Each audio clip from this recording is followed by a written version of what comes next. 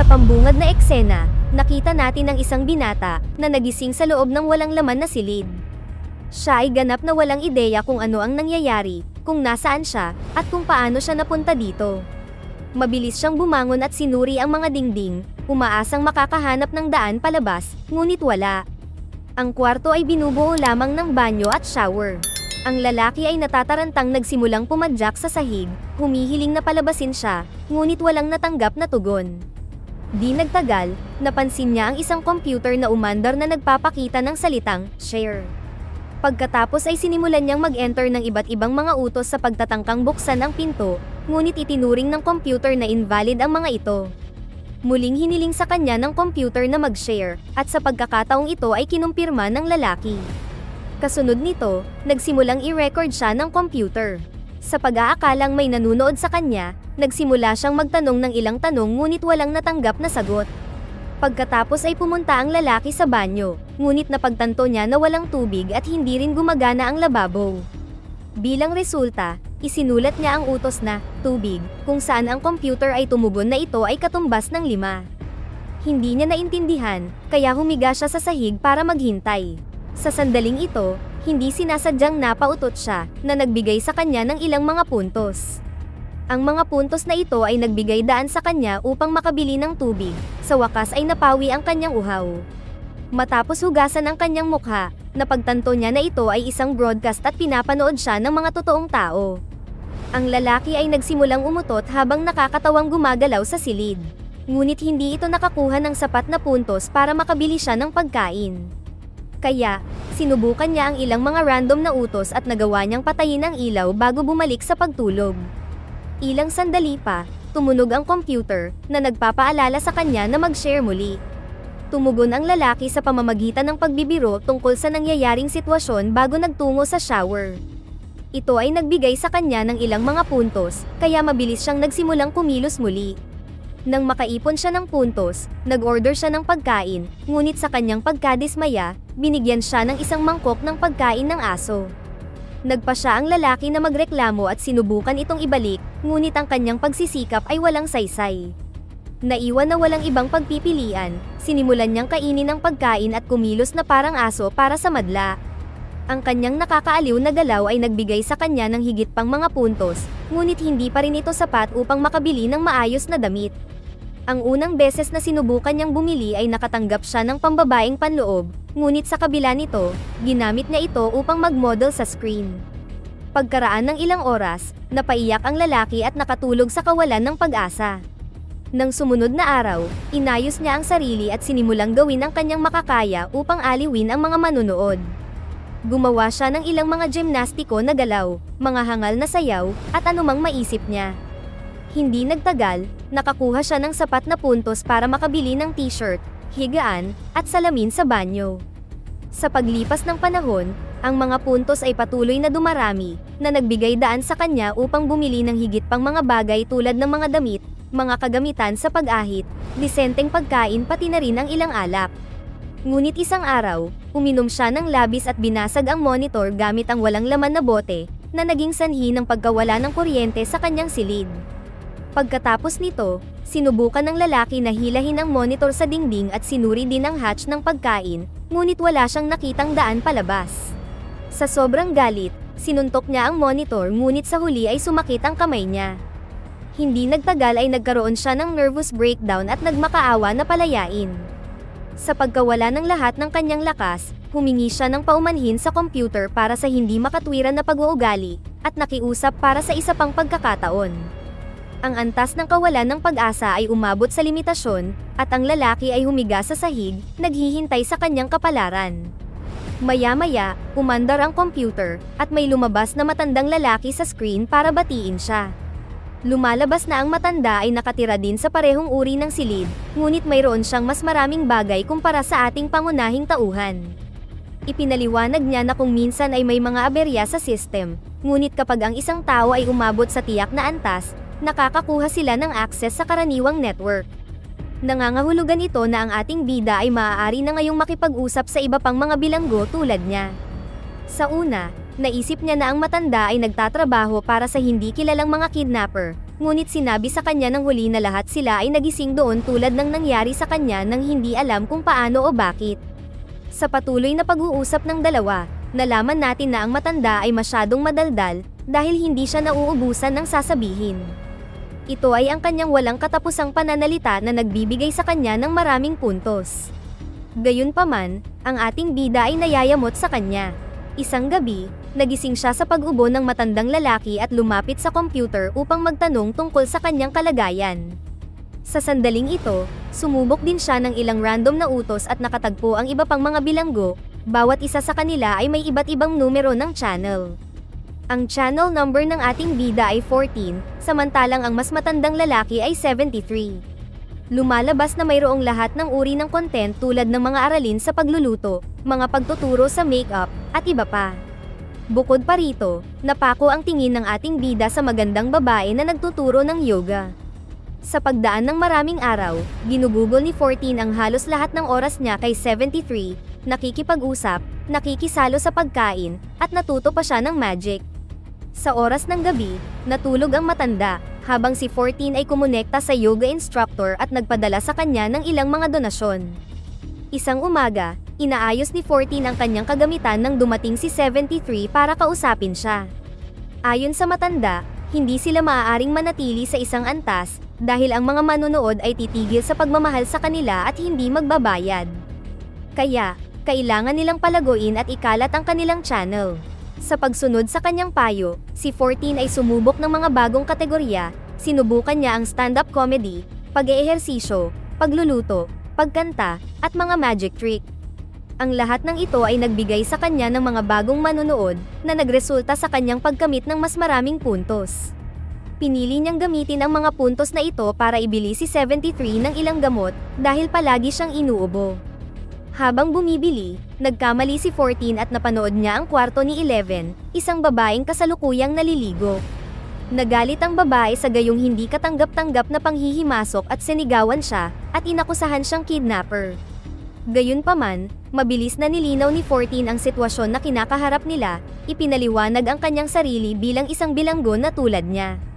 Sa sandaling iyon, sumali din si 73, at nagtanong si 11 kung sinubukan na nilang dalawa na tumakas. Bilang tugon, ibinahagi ni 14 ang kanyang nakaraang pag-uugali, na naging dahilan upang siya ay maparusahan.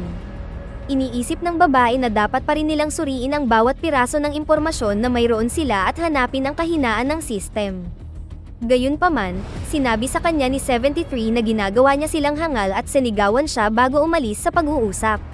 Naguguluhan, napaisip si 11 kung bakit sila ang napili dahil kakaiba na ang isang kumpanya ay magbibigay ng tahanan at pagkain sa mga hindi kilalang tao. Si 14 ay tumugon na hindi siya mahalaga sa sinuman, ngunit dito ay nagkaroon siya ng pagkakataong mamuhay ng mas magandang buhay dahil ngayon ay mahalaga siya sa isang tao.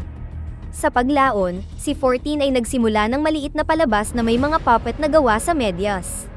Ito ay nagpasaya sa mga manunood at siya ay ginantimpalaan ng maraming puntos. Isang magandang umaga, niregaluhan niya si 11 ng shower curtain, ngunit nagalit ito sa kanya dahil ayaw niyang kinakaawaan siya. Sa mga sumunod na araw, si 14 ay nagbigay aliw sa mga manonood sa pamamagitan ng pagtuturo sa kanila ng ilang mga aralin sa pagguhit.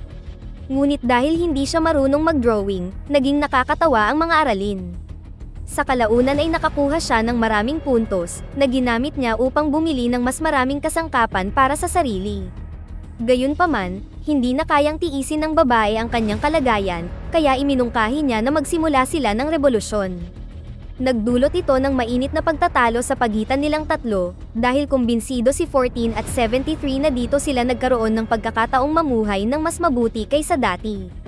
Nang gabing iyon, ang matanda ay nagsimulang umubo ng mas matindi kaysa karaniwan at nahihirapan huminga.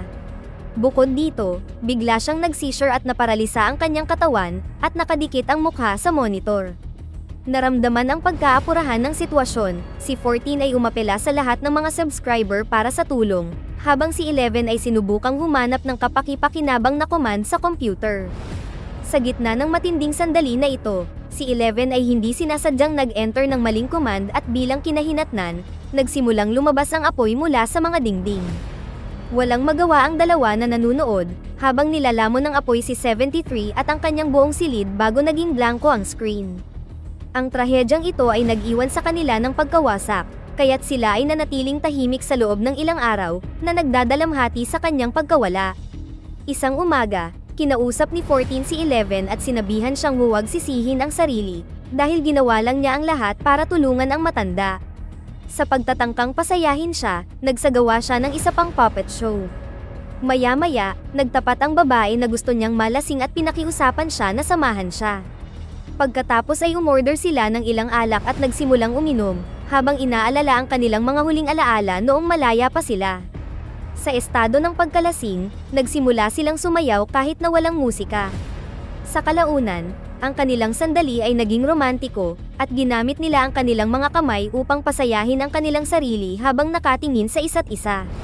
Nang sumunod na araw, habang nag-uusap ang dalawa, sumang-ayon si 14 sa dating plano ni 11, kailangang magtulungan ang lahat ng kapwa bilanggo at hanapin ang kahinaan ng sistema dahil ang pagkamatay ng matanda ay nagpapatunay na may problema sa system. Kasunod nito, nag-live siya at sinabi sa madla ang tungkol sa nangyari. Ipinaliwanag niya ang mga kakaiba sa system kung saan lumilitaw minsan ang mga hindi kilalang function, at kung magagamit nila ang mga function na ito para ihak, maaaring bumukas ang bunker. Hindi nagtagal, ang yoga instructor na si 28 ay nakipag-ugnayan kay 14 at ipinahayag na nagustuhan niya ang kanyang talumpati. Pagkatapos ng maikling pag-uusap, natulog si 28, habang sinimulan ni 14 at 11 na suriin ang iba pang mga channel. Natutuwa sila na maraming kapwa bilanggo ang sumusuporta sa kanila upang mahanap ang mga aberya. Sa sumunod na eksena, sinimulan ni 28 ang kanyang yoga session. Sa sandaling ito, nakipag-usap siya kay 14, na nagsabi na siya ay nakakuha ng katanyagan dahil napapasaya niya ang mga tao, na napakahalaga. Habang lumalalim ang kanilang pag-uusap, inanyayahan niya itong sumama sa kanya sa yoga, na sinang-ayunan naman ng huli. Ngunit ilang sandali lang, namagitan si 11 at hiniling sa kanila na magtrabaho sa halip na magkwentuhan. Para sa sumunod na ilang araw, patuloy na sinusuri ni 11 ang iba pang mga channel upang mangalap ng impormasyon tungkol sa mga aberya. Sa kalaunan, natuklasan niya ang ilang mga magagandang bagay tulad ng pagkontrol sa sistema ng bentilasyon at pati na rin paglipat ng mga dingding. Ang mga pagtuklas na ito ay nagpaunawa sa kanya na ang mga silid ay matatagpuan sa iba't ibang distansya. Kaya, nagpasya siyang gumawa ng mapa ng lugar at ibagsak ito. Ibinahagi niya ang kanyang ideya kay 14, ngunit ang huli ay hindi na interesado tulad ng dati. Lumilitaw na dahil kay 28, naisip niya na ang kaligayahan ay napakahalaga sa anumang ginagawa nila. Pagkatapos ay sinabi ni 14 sa kanya na ang ilang mga tao ay masaya dito, kaya hindi nila dapat sirain ang kanilang kaligayahan. Gayunpaman, binaliwala siya ni 11 at ginupit pa ang kanyang buhok bilang tanda ng paghihimagsik. Sa parehong gabi, sinimulan ni 28 ang kanyang yoga session, ngunit ikinainis ito ni 11. Bilang resulta, kinumpronta niya ang instructor ng yoga, na sinabing bastos ang mga streamers sa gabi dahil pinipigilan nito ang iba sa pagtulog. Hindi nagtagal, nagkaroon ng pagtatalo sa pagitan ng dalawang babae, at inakusahan ni 28 si 11 ng pagtrato sa iba pang mga vlogger na parang kanyang mga puppet. Nang marinig ang kaguluhan, pumagitna si 14 upang pigilan sila. Sa sandaling ito, nagsimulang makita niya muli ang pananaw ni 11 at nagpa siya na gumawa ng aksyon. Nag-live siya at hiniling sa lahat ng iba pang vlogger na magpadala sa kanya ng isang puntos. Dito, may naganap na aberya at ang kanyang puntos ay nagsimulang tumaas ng mabilis. Ikinagalit ito ng nagtuturo ng yoga at tinawag siyang magnanakaw. Lumaki ang away, at nagpaulan si 11 sa loob ng silid ni 28. Bilang paghihiganti, nag-enter siya ng isang command na, ang init ng kanilang liwanag, na naging sanhi ng pagkasunog ng silid ni 11. Di nagtagal, si 11 ay nilamon ng apoy tulad ni 73 bago tumunog ang kanyang screen. Nang masaksihan ito, si 14 ay napaluhod habang umiiyak. Ngunit sa sandaling iyon, hindi maipaliwanag na bumukas ang pinto sa kanyang likuran, na nagpapakita ng maliwanag na sikat ng araw. Sa estado na hindi makapaniwala, tumingin siya sa labas ng pinto nang biglang tumunog ang monitor. Pagkatapos ay bumalik siya upang sabihin sa iba pang mga vlogger na nagawa nila.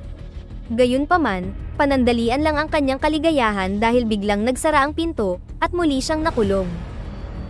Dito na nagtatapos ang ating kwento. Sana ay nagustuhan nyo, mag-subscribe na kung hindi ka pa nakasubscribe, pindutin na rin ang notification bell at like button upang matulungan ang channel, and leave a comment down below, and as always, thank you for watching.